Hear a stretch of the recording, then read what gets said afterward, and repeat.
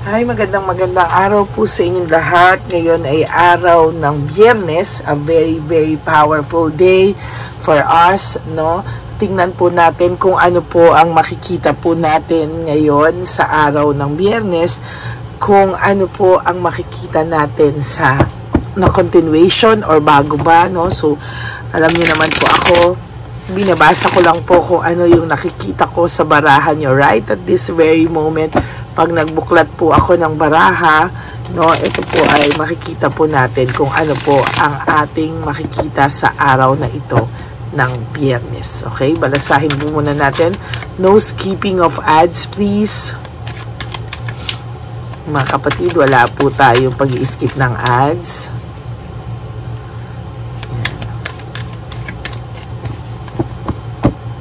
Okay.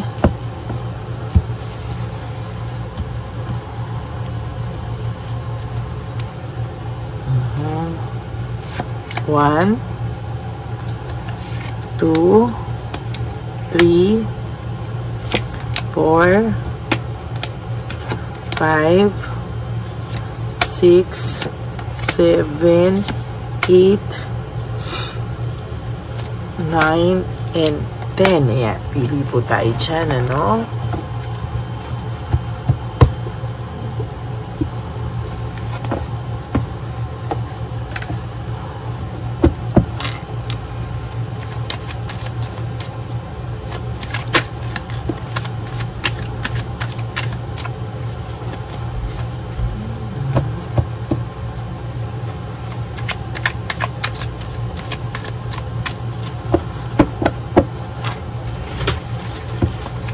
Kita po natin ano po ang ating makikita today. Balasahin lang muna po natin mabuti para po balasado ang ating mga baraha. Mamaya na, gusto kong bumunot.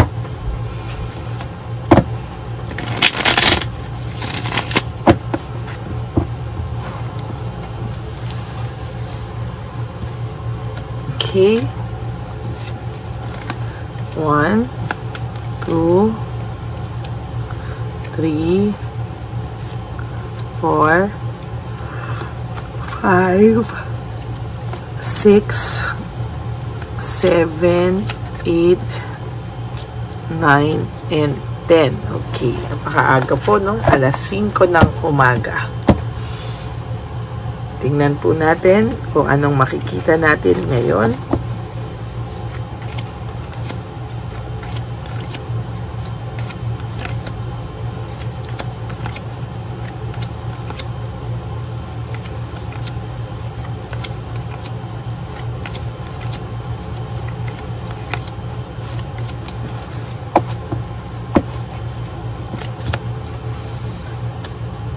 Okay, ang dami mo pong sinakripisyo, halos nagpakamartir ka po sa taong ito, no?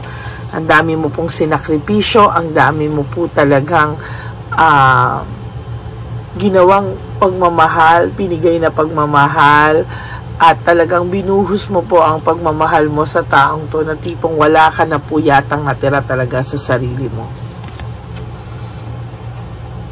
Yan. So, ngayon po, dahil po sa kanyang carelessness or impulsive decision, no, talaga pong nagkamali sa iyo ang person na to. At sa mga oras po na to, alam naman po niya at nararamdaman po niya yung bigat ng ginawa niya sa iyo, no? Dinadaan niya lang po sa pagmamatigas, kayabangan, pagiging deadma, yung pakiramdam niya, no, para hindi po mahalata na ito ay may pagmamahal pa rin sa iyo or may pagkukonsensyang nararamdaman. O, teka po, sulat natin yan.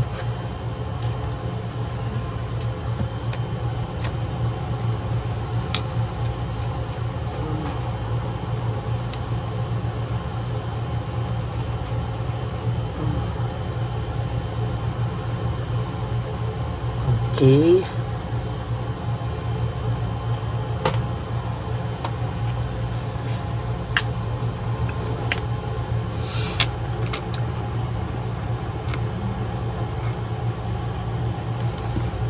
dinadaan na lang niya sa pagmamatigas at kayabangan.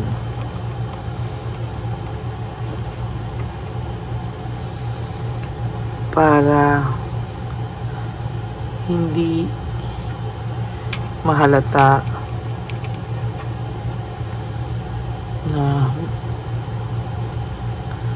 na mahal ka pa din niya. Actually, hindi na po niya alam na mahal ka niya no? Ngayon na lang po niya ulit nare-realize na may pagmamahal pala siya sa'yo. Akala niya po kasi na fall out of love na siya sa'yo, no? Akala niya po na fall out of love na siya sa'yo. Akala niya po hindi ka na niya mahal. Akala niya po totally wala na siyang pagmamahal sa'yo. Pero nagkamali po siya, no?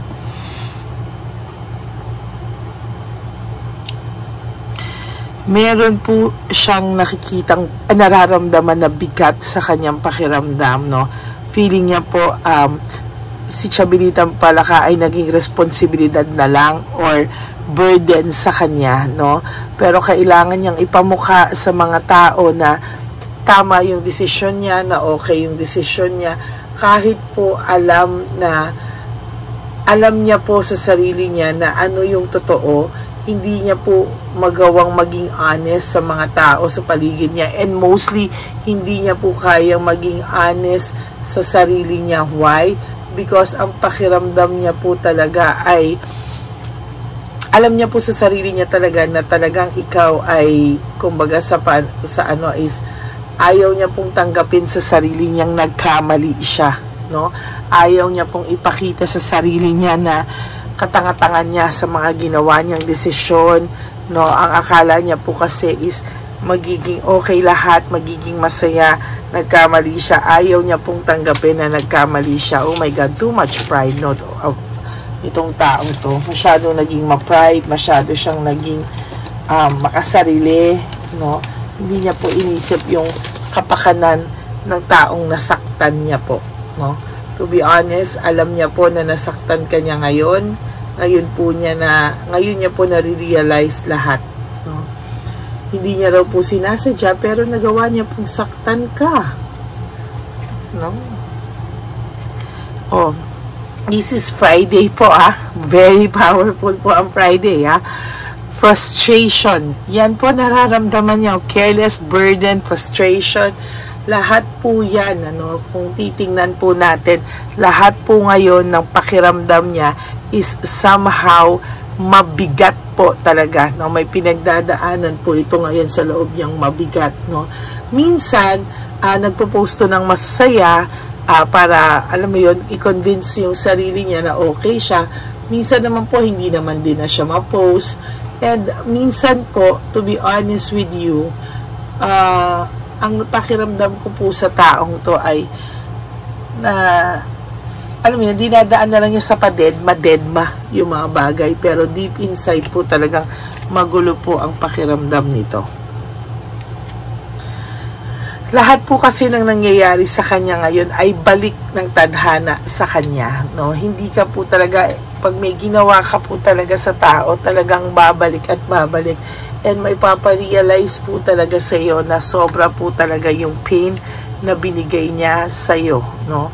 Ikaw po, meron kang willpower ngayon and desire to really move on from this person, na kahit ayaw mo po, tinulungan mo po yung sarili mo at pilit mo pong tinutulungan yung sarili mo para dito, no?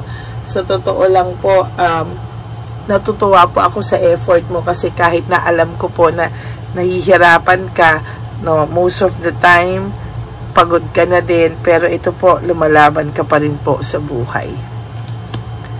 Na may mental telepathy ka po ng person na to, most of the time iniisip ka po ng person na to, no? Iniisip ka po ng person na to, kaya nagtataka ka po bakit, no? Bakit mo siya palaging naiisip? Bakit ano nangyayari? Bakit lagi na lang siyang pumapasok sa isipan mo?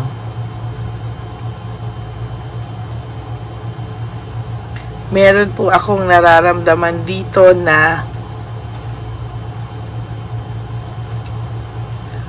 freedom and self-acceptance, no? Na free ka po sa lahat ng mga kasinungalingan, paulit-ulit na kasinungalingan, pagsisinungaling sa'yo, left and right, na free ka po sa lahat ng mga yan. At somehow, you are doing just fine, ano? Minsan po, pumapasok pa rin to sa isip mo, pero kahit papano po, nabawasan na po, no? Pero talaga pong, hindi pa rin naman po siya nawawala sa isipan mo, because, kaya hindi po siya nawawala sa isipan mo, kasi iniisip ka po niya everyday. Ayan, no? Akala mo lang po, wala na siyang pakialam sa'yo, akala mo lang po, totally wala na siyang pakialam sa'yo, but hindi po, no? Makikita po natin dito na meron po talaga tong taong tong pakialam sa'yo. For whatever reason, meron po talaga. Responsibility, and ikaw po ay masipag sa buhay. Ano? Talagang lumalaban ka sa buhay. Pinipilit mo po na kahit paano maging maayos pa rin ang buhay mo para sa mga taong mahal mo sa buhay. Sometimes lang po, you have to keep a little for yourself, or gawin niyo pong priority yung sarili niyo at yung mga tao po na umaasa sa inyo, na like mga anak niyo, kung meron man kayong mga anak, mga magulang niyo kung wala kayong mga anak, no, huwag po panay bigay, kasi sometimes sobra niyo pong binibigay lahat, kaya yung pain din po na balik sa inyo is really too much din po, no? Masakit din po yung ano sa inyo, yung balik sa inyo ng tadhana. Ayan, no? Pinag-uusapan po kayo ng ibang tao, no? Ginawa pa po kayong katawa-tawa ng ibang tao na sinasabing habol lang daw kayo ng habol, etc. Pero the truth is, ayan, no? No? The truth is, mas maayos ka po. Mas maayos ka po sa iniisip ng mga tao. Huwag ka pong magpadala kung ano man po ang iniisip sa iyo ng mga tao. Be grateful dahil ikaw po ay may isang matatag na tao. Pinatatag ka po ng hiwalayan nyo, loss and separation. Pinatatag ka po lalo ng inyong pagsasama at paghihiwalay. Mas tumatag ka po dito. Napaka-dishonest po ng taong ito. Naging dishonest po siya. At nung mga bandang huli po sa samahan nyo ay naging unfair na po talaga. Hindi mo na po talaga alam ano ang katotohanan sa hindi. At ang masakla pa po doon, just to justify everything, ikaw pa po ang pinalabas niyang masama. Para makapagsimula po siya ng bagong buhay, hinangad niya pong makapagbagong buhay, no? Hinangad niya po na maging malaya at malayo sa iyo. Now, nung nagkaroon po ng ganyan, new venture niyo, feeling niya po ay magkakaroon siya ng maayos na buhay. Ang hindi niya po alam, disaster po ang pinasok niya, no? Ayan po, ngayon po, ginulo niya po yung buhay niyo, home conflict, lack of support, walang kasupo-support na itong taong ito sa inyo. Hayaan nyo lang po siya. There will come a time na babalikan po siya ng tadhana. Ay, sayang to. Bunot tayo ng isa. Wala po siyang balance sa mga bagay-bagay ngayon. Very disorganized and overwhelmed po siya sa mga bagay na pangyayari ngayon sa buhay niya. Nagkaroon po siya ng sudden awareness, kaya ang bigat po ng pakiramdam niya. Nagtataka po siya talaga bakit all of a sudden nagpapapasok ka daw po sa isipan niya. Lack of purpose, and dinadivert niya po talaga yung lack of purpose talaga pong pakiramdam po ng person nyo.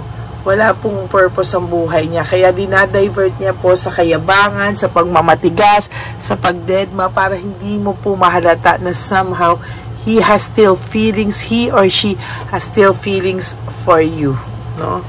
Pumasok ka po sa isang, ikaw po, nung nawala siya, nagkaroon ka po ng bagong simula, nagkaroon ka po ng, ine-enjoy mo na po talaga yung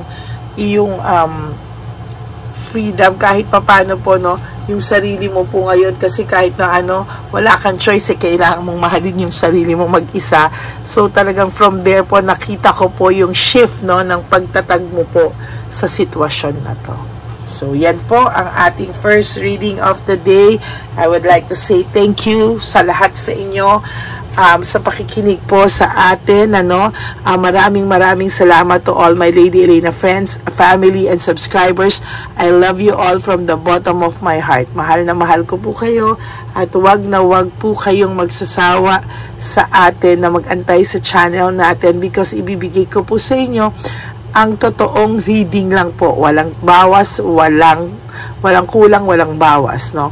Kung napapansin nyo po, dire-diretso po ang topics, it's because everyday kasi tayo nagre-reading, and parang lumalabas na this is just a continuation of ano man yung kahapon natin, kaya yan ang lagi nating nababasa, and this is the energy ng mga binabasahan ko po, ang mga tao na laging nanonood, nasasagap po natin yung energy nila. Okay? So, for those of you po, para gusto nyo makasigurado kung sa inyo to o hindi, for those of you who wants to have a private reading with me, you can message me at Ladyly Elena, that's Ladyly, nasa dulo po yan na ating video, but kailangan nyo po magpa-schedule ng slot nyo, because I have to be honest, medyo punong-puno po tayo until June 28. Punong-puno na po ako. So, tingnan po natin kung may mga nagpa-reschedule, kung saan kayo pwedeng maisingit, or ano po yung schedule na ibibigay sa inyo ng ating tadhana. Okay? So, maraming salamat po sa inyo, to all my Lady Elena friends, family, and subscribers. I love you all from the bottom of my heart. May God bless you all. Life is short. Don't make it shorter by stressing yourself from all the heartaches and pains na bigay sa inyo ng kahapon. Just surrender everything to the divine universe. Just let go and let God write your love story. Maraming pong salamat. Please, no skipping of ads. And for those of you na naka-resonate po sa aking reading today and you want to give me a super thanks, I would really appreciate that and grateful po sa inyo. Maraming pong salamat, and please paki-follow nyo na rin po ang ating FB channel. That's my only official and legit account. Yun nga po sinasabi ko na nasa dulo ng ating video. Paki na lang po, no? Paki-follow nyo na rin po, to all my subscribers na nanawagan po ako na paki-follow nyo rin po ang ating FB channel. Okay, maraming salamat po sa inyo. I love you all, guys. God bless you, and I will all see you again on my next reading. Bye!